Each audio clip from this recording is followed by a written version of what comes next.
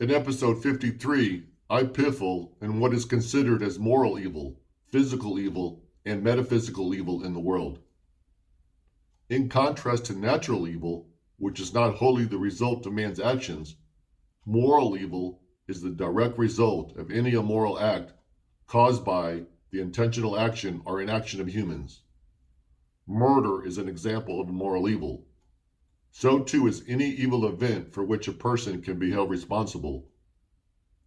Moral evil is when people deviate from the tenets of their religion or commit an action which is detrimental to their society. With regards to a certain religion or to a specific society, moral evil can differ and evolve over time. There are no set principles that cross over between all religions or from one society to all others.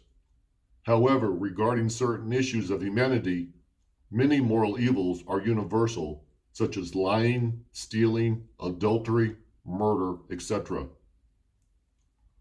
Oftentimes, the line can be blurred between natural and moral evil. There is not always a clear-cut distinction between the two.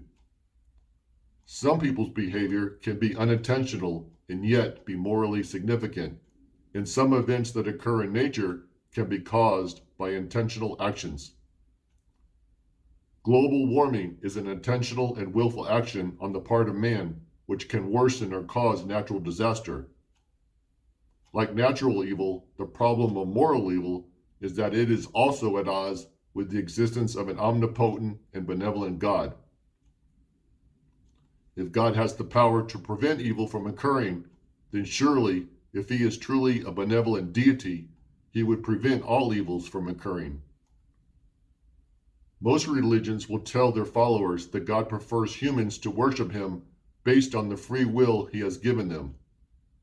But by giving man free will, God also gave humans the choice to make bad or evil decisions. Religions preach that God does not wish for people to do what is wrong. And because God gave humans free will, he is not responsible for moral evil. Or is he? If God is all-knowing, then certainly he would have understood that by giving man free will, it was inevitable that humans would make evil decisions. Therefore, God cannot be truly benevolent because he is ultimately responsible for all the moral evil in the world, and not man. An argument used to counter this theory is that if God did not exist, then mankind would not be bound by any moral standards, and so all actions, no matter how evil they may seem, would be permissible. Religions often infer from this that since God and evil cannot exist on their own, the fact that humans have the freedom of choice to commit moral acts of evil also proves the existence of God, because whether he is benevolent or not, the mere existence of God has caused the condition to exist whereby both good and evil can coexist together. Physical evil is akin to natural evil in that it is described as any natural good which is desired by a person that goes unfulfilled. If a person has a need or a want, but it is denied in some way, then this would be a physical evil. The absence of this need or want can be either bodily or spiritual. A physical evil would be the pain we all feel, both in the physical sense and within our minds. At times, this pain can be so acute as to be debilitating. Some examples of physical evil include poverty, hunger, and miscarriage. Mental anguish, such as when we feel grief over the death of someone we care about, or whenever we experience negative emotions like fear or guilt, these are all physical evils which humans experience. Metaphysical evil is whatever restricts us in the natural world. Imperfection and chance are two examples of metaphysical evil. A criminal who gets away with his crime and goes unpunished is itself implicitly evil.